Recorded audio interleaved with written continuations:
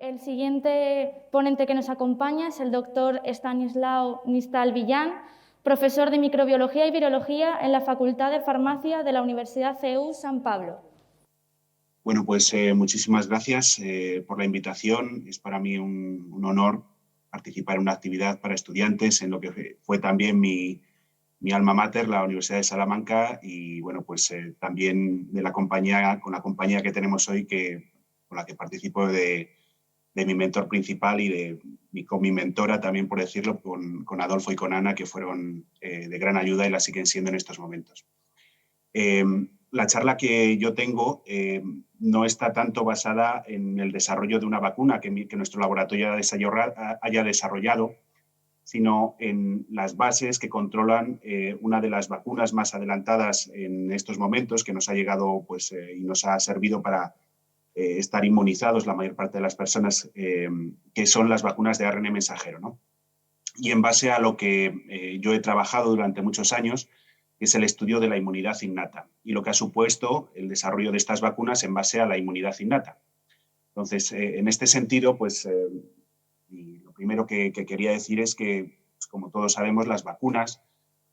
tienen un papel protector porque son capaces de inducir pues, la parte celular y la parte humoral, las CD4, las CD8 y las células B, en base a esa memoria inducible o esa respuesta adaptativa que al final prevalece en el tiempo y le da cierta o una gran especificidad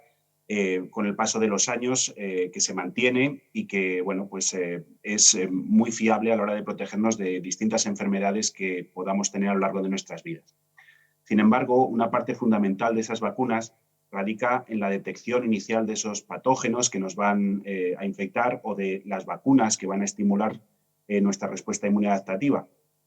Y eso es en parte debido a la inmunidad, a la parte de la inmunidad innata, ¿no? La inmunidad innata que se induce cuando nos exponemos a un agente patógeno, cuando yo estudiaba, pues se la tenía un poco más de lado porque se la consideraba como pues, de poca especificidad, con baja memoria y como algo que nos protegía de manera por defecto, ¿no? Y con el paso de los años, pues esa percepción está cambiando ligeramente y también el reconocimiento del papel de esta inmunidad innata a la hora de estimular la respuesta adaptativa. En este sentido, por ejemplo, pues la presencia de ciertas moléculas que están presentes durante una infección es crucial para estimular una buena presentación y una nueva activación de las células presentadoras de antígeno, de las células dendríticas o de los macrófagos y de la expresión de citoquinas inmunoestimuladoras que sean capaces de generar no solamente una buena estimulación, sino también una buena memoria y una capacidad de prevalecer en el tiempo por parte de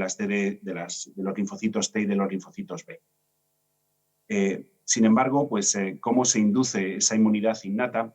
Esta es la base en el caso de los virus, es la base de todo esto, ¿no? Y esta inmunidad innata se debe, en el caso de los virus, a una serie de sensores, a unos receptores específicos de patrones moleculares o PRRs que están en el citoplasma o en la membrana de muchas de nuestras células.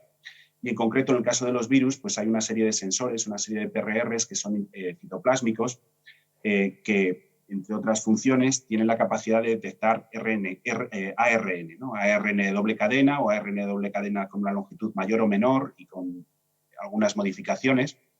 Y en concreto, cuando los detectores de esos RNAs de doble cadena se activan, algunos de ellos son capaces de interaccionar con una proteína que está en la superficie de la mitocondria, que se llama MAPS, y que inducen una respuesta, como vamos a ver luego, ¿no? Hay otros virus o bacterias, otro tipo de patógenos que son capaces de liberar material génico en forma de ADN en el citoplasma, y tenemos otra serie de sensores que también en nuestro laboratorio estamos investigando y que tienen como fin la unión y la activación también de la vía, pero en este caso a través de un sensor que está en la membrana del retículo endoplásmico que se denomina STING. Bueno, pues tanto cuando se detecta RNA como cuando se detecta DNA y se activan estos factores, se induce el reclutamiento de una serie de proteínas, de una serie de ubiquitin ligasas, de quinasas y la inducción de una serie de factores de transcripción que inducen su translocación al núcleo y la unión específica a ciertos genes que regulan la expresión en forma de RNA mensajero de algunos genes. uno de los genes más importantes en la defensa antiviral es el gen del interferón y la producción de este RNA mensajero del interferón, que posteriormente va a dar lugar a una citoquina y que bueno, pues activa la defensa frente a las infecciones. El interferón fue la primera citoquina descrita, fue descrita hace más de 50 años por Isaac y Lindemann, y se describió gracias al trabajo con el virus de la gripe. En aquella época, pues, cuando se estaba intentando atenuar el virus de la gripe, pues una de las cosas que se probó es la atenuación mediante temperatura, y coincidió que esa atenuación pues bueno, era capaz de atenuar lo suficiente al virus como para prevenir que ese virus luego fuera replicativo. Sin embargo, ese virus, cuando se le enfrentaba a células de las membranas corialantoicas de huevos embrionados, pues esas células, a pesar de no ser capaces de producir el virus que se las exponía, sí que eran capaces de secretar algo al sobrenadante que cuando se transfería a otras células, nuevamente incapaces de replicar al virus, inducían estas células una propiedad que cuando se exponía o cuando a esas células se les trataba de infectar con un virus, en este caso no tratado, sino con la capacidad de infectar y de replicar, pues esa sustancia que se le transfería interfería con la replicación viral, y de ahí el nombre de la palabra interferón. Con el paso de los años, pues se ha conocido muchas funciones de interferón, se ha descrito que no solamente hay un interferón, sino 3 tipos de interferón en base a los receptores,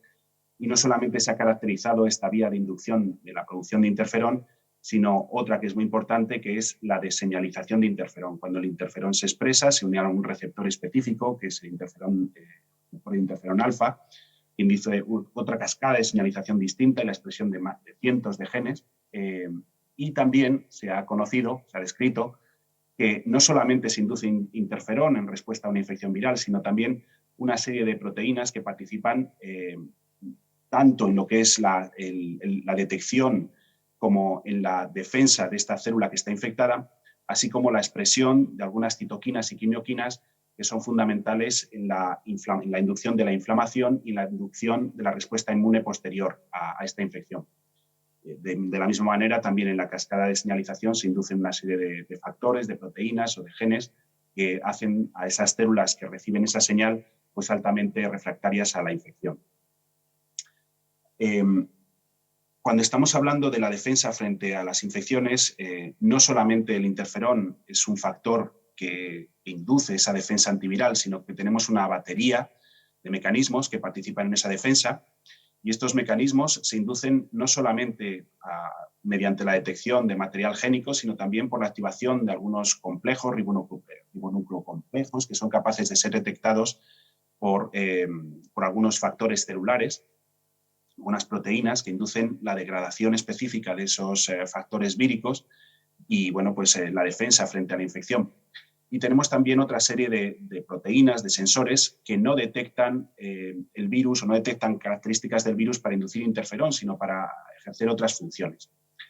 Dentro de estos sensores, quería focalizar lo que les quería explicar en 4 tipos distintos, que serían sensores de tipo Toll-like receptors, en concreto un receptor que se llama TLR3, o los detectores de tipo RIG-I, que les comenté antes que detectaban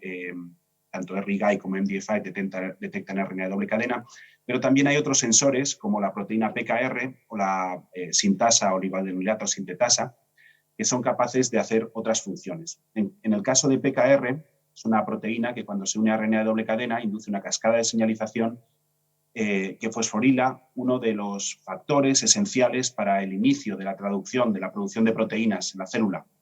Como consecuencia de esta detección, la célula detiene la síntesis de la mayor parte de los RNAs mensajeros dependientes de CAP, de una molécula, de un nucleótido que está en el extremo 5' de los RNAs mensajeros. Y eso pues, redunda no solamente en la parada de la célula, sino también en la parada de la traducción de la expresión de proteínas por parte de la célula, pero que provienen de los genes del virus, ¿no? Otro sistema de detección también de RNA de doble cadena es el sistema de las oligoadenilatos sintetasas. Es una serie de enzimas que cuando detectan ese RNA de doble cadena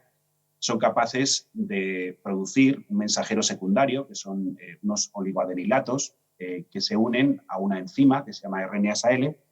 que tiene como fin es una endorribonucleasa que es capaz de degradar RNAs tanto de la célula como del virus. De esa manera también trata de parar rápidamente la replicación del virus. La consecuencia, en muchos casos, es que la activación de estos sistemas induce la muerte celular, pero también inducen la degradación de RNA y la parada del virus. Este sistema de detección de RNA de doble cadena plantea un problema, lo vamos a ver en estos momentos. En el caso de las vacunas de RNA mensajero, lo que se busca es producir RNAs que se puedan transcribir in vitro en un tubo de ensayo y que sean capaces de ser muy parecidos a lo que son los RNAs mensajeros, de tal manera que bueno, pues den lugar a una expresión, a un antígeno, al inmunógeno, en este caso la proteína de la espícula del SARS-CoV-2 2, pero bueno, pues ese RNA tiene que tener las mismas características que un mensajero, que son pues, el CAP, la región de la guanosina metilada en el carbono 7 del extremo 5' terminal, una región 5 UTR y una 3' UTR que estabilizan los RNAs, un stop, o sea, un codón de inicio y un codón de para. Esto sería lo básico de cualquier RNA mensajero. Una vez traducido, daría lugar al inmunógeno. Pero cuando estamos traduciendo RNAs mensajeros producidos in vitro, pues carecemos de una serie de proteínas o de factores que protegen esos RNAs mensajeros. Cuando entran en la célula, tienen que ser reconocidos por la maquinaria del inicio de la traducción, que es capaz de detectar este extremo 5' terminal y la cola poli-A, que tiene todo RNA mensajero en el extremo 3' terminal. Como existe esa necesidad, existió también la necesidad de desarrollar la estabilización de esos RNAs mensajeros para la mejora de la síntesis proteica. Y de esa manera, por ejemplo, pues se ha mejorado la capacidad de síntesis de estos mensajeros mediante la formulación de análogos de CAP para que mejoren la unión al complejo de iniciación y traducción, o mejorar la estabilidad de los RNAs mensajeros a través del cambio de las regiones 5' y 3' UTR, o la optimización de codones, o la adición de colas poli-A que también hagan que estos mensajeros pues, tengan una vida media más larga. Pero, ¿qué papel juega el sistema inmune innato en todo esto? Bueno, pues como hemos visto anteriormente, la detección de RNA de doble cadena plantea un problema muy grande, porque eso puede ser un inmunógeno, puede ser algo que induzca la activación no solamente de los sensores que sean capaces de estimular la producción de interferón, sino también los que detienen la expresión de proteínas en la célula. Tiene que ser algo que se evite. Y para conseguir esas estructuras, prevenir el efecto de esas estructuras de doble cadena, pues se han diseñado una serie de factores o se ha atacado el problema de distintas maneras. Y uno de ellos, seguramente lo conocerán porque bueno, pues uno de los premios Príncipe de Asturias este año fue a la investigadora Catherine Caricó, que fue pues, durante muchos años la gran impulsora de la modificación de los RNAs mensajeros con análogos de nucleósidos, en concreto pseudouridinas y otros nucleótidos modificados, que tienen como fin prevenir las estructuras de doble cadena y de esa manera prevenir la activación de PKR o de otras moléculas de otros sensores que sean capaces de detectar este RNA. Con el paso de los años también se ha mejorado la técnica para prevenir estas estructuras de doble cadena mediante pues, distintos métodos de purificación, por HPLC o por FPLC, o mediante el tratamiento de estos RNAs con RNasa de tipo 3, que detecta RNA de doble cadena y lo degrada. También estos RNAs se pueden proteger y pueden inducir una mejor expresión de proteínas con una bioutilización. ¿Perdón? Sí, con una mejor bioutilización sí, dígame, sí, es por lo del sofá. Perdón, con una mejor vehiculización del RNA mensajero en nanopartículas, ¿no? Y la introducción de adyuvantes que sean capaces de estabilizar ese RNA. Y bueno, pues el fin último de esas vacunas de RNAs es la expresión tanto de proteínas, en este caso de la espícula, que sean capaces de producir la proteína nativa que sea reconocida por el sistema inmune adaptativo y dar lugar, por el caso de la proteína, a anticuerpos o estimular la producción de anticuerpos específicos frente a esa proteína, como a la expresión de esa proteína y su procesamiento para ser